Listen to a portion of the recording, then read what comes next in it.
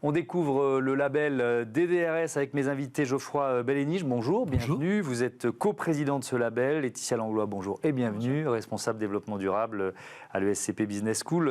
DDRS pour développement durable et responsabilité sociétale. Il faut peut-être expliquer comment il a été créé ce label. Vous êtes vous-même directeur d'une école des métiers de l'environnement basée à Rennes. C'est une initiative des écoles elles-mêmes, c'est ça ? C'est ça, oui, tout à fait. Les écoles, il y a une dizaine d'années, un peu plus même maintenant, ont éprouvé le besoin de structurer leur démarche de développement durable et responsabilité sociétale, sachant que pour nous, c'est un peu la signification est un peu identique, mais il était important de faire apparaître à la fois la question environnementale et puis la question sociale, qui sont vraiment au cœur. Donc on a fait apparaître les deux dans le nom de ce label. À la base, c'était un plan vert porté par les établissements, qui a débouché sur ce qu'on appelle un référentiel des DRS, donc une structuration qui explique comment on peut avancer, comment analyser ces questions. Et puis enfin, débouché, on a senti le besoin pour les établissements les plus engagés de faire apparaître leur engagement au travers de la délivrance de ce label. Mais alors, c'est pas si facile de définir quels critères, comment on définit un label comme celui-là ? Alors, ça a pris du temps, mais finalement, on a bien analysé quelles étaient les missions spécifiques de l'enseignement supérieur. On s'est aussi inspiré de ce que fait la norme ISO 26000 qui permet donc de gérer la responsabilité sociétale des organisations. Et donc, le label DDRS s'est construit autour de 5 axes. Un axe gouvernance et stratégie des établissements, un axe enseignement et formation, qui est vraiment le cœur de notre métier. Un deuxième pilier important pour nous, c'est la recherche, donc c'est le troisième axe. Et enfin, 2 axes, on va dire, plus structurels, organisationnels. Un axe sur la manière dont on gère nos campus, je dirais l'axe environnemental, puis un dernier axe sur la politique sociale des établissements, à la fois pour les étudiants et pour les personnels. Laetitia Langlois, pour une école comme le SCP, vous êtes, je crois, présent dans 6 pays européens aujourd'hui. Ça représente quoi cet engagement ? Le label, je crois que vous l'avez depuis l'an dernier. Exactement, depuis décembre 2022. Ça représente quoi ? Clairement, pour nous, ça a plusieurs avantages. C'est que déjà, d'un point de vue interne, on se pose la question de qu'est-ce qu'on fait en interne, qu'est-ce qui pourrait être formalisé et comment est-ce qu'on va pouvoir le mettre en avant. Clairement, un label, c'est aussi un outil de visibilité sur ces enjeux. Selon mon opinion, on souffre un peu parfois d'un manque de visibilité sur ces sujets, dans le sens où c'est pas parce qu'on a fait une école de commerce qu'on peut pas travailler dans ces métiers-là et qu'on peut pas avoir un enseignement et qu'on peut pas être dans un établissement qui se préoccupe de ces enjeux-là. Et donc ça aussi, le label de ce point de vue-là nous aide à montrer notre engagement et en interne aussi à nous organiser autour de ces enjeux et peut-être à formaliser davantage des actions qu'on mène ou même en mener des nouvelles auxquelles on n'avait pas nécessairement pensé ou identifié. Oui, parce que ce label, vous l'avez pour 2 ans, donc ça va être aussi un outil de progression. C'est intéressant de voir comment vous évoluez. Quels efforts vous avez dû faire pour l'obtenir ? Alors, on a clairement fait un effort de formalisation principalement. En fait, on est une école qui est historiquement assez engagée sur ces enjeux-là. Pour vous donner un exemple, notre premier cours sur la transition écologique, il date de 1992. Donc, ça fait un petit moment qu'on s'interroge sur ces questions-là. Et c'est vrai qu'un effort de formalisation pour nous, ça a été clé parce qu'on est sur des thématiques qu'on mène avec plusieurs projets, mais on n'a pas nécessairement, on n'avait pas à l'époque, en tout cas, maintenant ça a bien changé avec le label, mais on n'avait pas vraiment nécessairement une stratégie spécifique sur des sujets très particuliers. Typiquement, on avait une politique d'achat, mais on n'avait pas nécessairement une politique d'achat durable. Donc on a commencé à travailler là-dessus. Donc voilà, donc on formalise, même si dans les faits, notre politique d'achat, on avait forcément des aspects environnementaux qui étaient pris en compte et sociaux aussi, bien sûr. Voilà, c'était pas nécessairement formalisé. Qu'est-ce qui est le plus important, Geoffroy Belléniche ? Parce qu'effectivement, il y a ce que, entre guillemets, consomme un campus. Donc il y a tous ces leviers-là qui sont importants. Mais c'est le contenu ? C'est la pédagogie qui vous semble le plus important aujourd'hui ? C'est quel message on transmet à ces étudiants ? Moi, je pense que oui, la réponse est clairement oui. On l'a vu d'ailleurs, et je pense que ce label, donc, qui est à l'origine créé par l'établissement, mais je dirais avec un appui très fort de la Conférence des grandes écoles et de France Universités, mais aussi des ministères, le ministère de l'Enseignement supérieur et de la Recherche et le ministère de la Transition écologique. Voilà, on a des fonds baptismaux où on a été aidés. Et je dirais, dans le cadre du rapport Jouzel-Abadi, qui est le rapport qui a, je dirais, posé les bases de ce que doit être dans l'enseignement supérieur et la recherche, la manière de piloter cette transition, en tout cas, transition écologique et sociétale, ça a été considéré comme le seul label véritablement valable. Et pourquoi ? C'est parce qu'il s'adresse à toutes les sphères du travail des établissements. Bien entendu, l'enseignement, c'est là où notre impact est plus fort. On peut chercher à réduire avec des achats responsables, comme disait Laetitia à l'instant. On va chasser le plastique à usage unique, on va sourcer son énergie, etc. C'est très bien de le faire, d'ailleurs, et heureusement qu'on le fait. Mais en tant qu'établissement, notre impact le plus fort, c'est probablement la manière dont on accompagne nos étudiants. Des exemples de formation à l'ESCP que vous avez rajouté ou qui existaient déjà, que vous avez plus structuré ? Alors, pour le coup, les formations, on était d'après moi, assez en avance. Comme je vous disais, le premier cours en 92, depuis, il y a eu pas mal de choses qui ont été faites. On a mis beaucoup d'accent sur... Pendant pas mal de temps, en 2016, on avait des masters spécialisés sur la transition écologique. En 2021, en fait, on a réformé une partie des cours du MIM, du Master in Management, qui est notre programme en grande école. Et l'idée, c'était aussi de proposer des spécialisations. Donc, quand on parle de spécialisation, ce sont des 120 heures de cours dédiés à un sujet.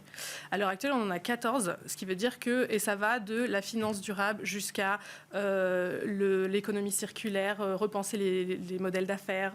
Voilà, donc il y a des grandes thématiques comme ça qu'on essaye de permettre aux étudiants dans les cours de spécialisation. Et un point extrêmement important pour nous aussi, parce qu'au-delà de permettre aux étudiants de se spécialiser sur cette question, il y a des fondamentaux de base à avoir comme connaissance. On a créé des cours obligatoires pour l'ensemble de nos programmes. Ce qui veut dire que, quel que soit l'apport d'entrée que vous occupez à ESCP, bachelor, jusque même dans l'executive education, donc la formation continue, c'est-à-dire tout ce qui est MBA, executive MBA, vous allez avoir au moins un cours, si ce n'est plus, généralement c'est plus, sur la transition écologique, avec ces enjeux-là. Oui, mais moi je présente souvent l'émission, les premiers mots que je dis, c'est l'émission de la transformation environnementale et sociétale de notre économie. C'est une nouvelle économie qu'on est en train d'avancer. Les écoles de commerce, pas seulement la vôtre, toutes, elles ont fait la promotion du modèle linéaire pendant des décennies. Aujourd'hui, l'économie circulaire est en train de prendre le dessus. Ce n'est pas encore le cas, ça va mettre certainement des années, voire des décennies, il faudrait que ça aille plus vite, mais bref, c'est tout un logiciel que vous êtes en train de changer. Exactement, et c'est pour ça aussi qu'on met l'accent sur la transformation des cours existants, au-delà de créer des nouveaux cours, essayer de transformer le curriculum existant pour faire en sorte que ces notions soient intégrées dans des matières qui ont eu par le passé tendance à être climaticides ou écocides. À quel point vous avez créé ce label aussi? Vous disiez ça participe de la marque employeur, si j'ose dire. C'est vrai aussi pour une école, un établissement d'enseignement supérieur, sous la pression de vos étudiants. Alors, peut-être pour préciser, c'est un label qui s'adresse aux écoles et aux universités, écoles et universités. Oui. Donc c'est vrai que c'est un label très large. Et effectivement, on a toujours, j'ai oublié un acteur tout à l'heure d'ailleurs, en disant de ceux qui ont participé à la création du label, c'est le RESES, c'est-à-dire un réseau d'étudiants engagés pour les transitions, pour une société écologiquement responsable. Et donc, ces étudiants, effectivement, nous ont poussés à structurer ce label, parce que c'est important aussi pour eux de savoir si les efforts ou les annonces faites par l'établissement sont crédibles. Et je dirais le gros intérêt d'un label comme celui-ci, c'est qu'on le disait tout à l'heure, c'est un label exigeant, c'est-à-dire qu'il y a un audit qui est réalisé, audit par les pairs, dans lequel il y a des étudiants qui sont présents dans le comité d'audit, dans l'équipe d'audit, et les étudiants peuvent aller vérifier, interroger, et je dirais l'établissement se dévoile. Il va montrer sa politique, il va montrer ses réalisations selon les 5 axes dont je parlais tout à l'heure. Ça représente 60 indicateurs qui sont pilotés et surveillés, et derrière chaque indicateur, il doit y avoir des preuves, et ça c'est un élément structurant. Pour vous donner une idée, nous on a envoyé environ 200 documents et indicateurs à peu près. Pour obtenir le label. Oui, donc c'est quand même, sachant qu'on a été audité par la suite, donc on a eu un premier audit documentaire, puis un audit en présentiel. Donc c'est quand même assez costaud. Et il faudra maintenir pour pouvoir le conserver dans 2 ans. Je parlais de cette pression des étudiants. Il y a combien d'établissements supérieurs ou d'instituts de recherche, d'universités qui aujourd'hui ont le label? Alors au niveau du label, on est un peu plus d'une 60aine d'établissements qui ont candidaté, qui ont reçu le label. En termes actuels, avec les fusions, etc., on est plutôt proche de la 50aine d'établissements.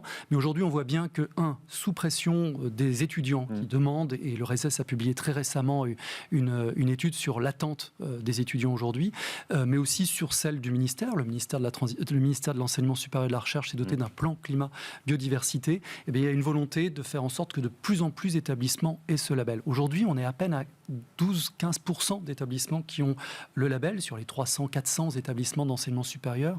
Et bien aujourd'hui, on est donc, je dirais, une 50aine qui ont ce label. Il y a vraiment une marge de progression. Et je crois qu'aujourd'hui, c'est une attente de la société. Et il en va de la responsabilité de nos établissements.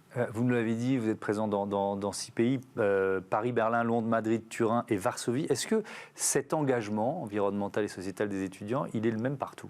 Ou est-ce qu'il y a des pays où on se dit... Parce que, alors là, on est en Europe, donc peut-être pas, mais moi, quand je discute, quand je reçois ici des entreprises qui sont vraiment des groupes mondiaux, ils me disent, oui, mais il y a des continents où nos enjeux environnementaux et la pression qu'on met pour améliorer notre bilan carbone, notre bilan sobriété, notre bilan diversité, etc., C'est pas reçu de la même façon Ouais. partout. Est-ce que c'est pareil à Berlin, à Varsovie ou à Madrid? C'est aussi pour ça que nous, on met un point d'honneur pour que l'ensemble de nos programmes intègrent ces enjeux et donnent les connaissances fondamentales sur ces thématiques-là. Évidemment, il y a des niveaux de connaissances. C'est pas tant de mobilisation, c'est plutôt des niveaux de connaissances qui sont très variés. Mais c'est pas propre au pays vraiment. Bon, déjà, de toute façon, nous, on a 70 nationalités environ. Donc, autant de points de vue, si ce n'est beaucoup plus, parce que forcément la personnalité rentre en jeu et les centres d'intérêt aussi, mais dans l'ensemble, c'est plutôt un manque de connaissances vraiment que je dirais un désintérêt complet. Je voudrais terminer, Geoffroy Belléniche, sur l'aspect sociétal, parce qu'on a tendance, et nous parfois aussi ici, à plus parler des enjeux environnementaux. Sur cet aspect-là, c'est quoi? C'est un processus de recrutement plus inclusif, la diversité mise en avant. Quels sont les critères sur cet aspect-là dans le label? Alors, il y a bien entendu cela, c'est-à-dire comment on élargit, comment l'établissement s'organise pour élargir le périmètre de recrutement et faire en sorte que ça s'adresse à tous les étudiants ou tous les candidats de la population. Bien accueillir aussi les étudiants, c'est-à-dire avec leur handicap, etc., leur diversité, faire en sorte qu'on structure cette diversité. Aussi accompagner les précarités. On a vu aujourd'hui, que font les établissements en matière d'accompagnement des étudiants qui peuvent être en difficulté économique, etc. Ça fait partie des questions qu'on se pose. L'alimentation durable aussi, ça fait partie des questions qui sont envisagées. On le fait également pour les personnels, parce qu'il peut y avoir aussi un effet de dissonance cognitive chez les étudiants qui disent on nous donne des cours et on dit d'aller par là, et l'établissement va de l'autre côté. Donc c'est important de bien se mettre en ordre. Et je dirais, ce qui fait vraiment la force de ce label, c'est son caractère systémique. Et je crois que ces questions environnementales et sociétales traitées en même temps garantissent. Et elles sont liées de toute façon. Merci beaucoup, merci à tous les deux d'être venus nous présenter donc ce label développement durable et responsabilité sociétale. On continue évidemment, c'est l'heure de Smart Ideas, notre rubrique consacrée aux startups éco-responsables, tout simplement.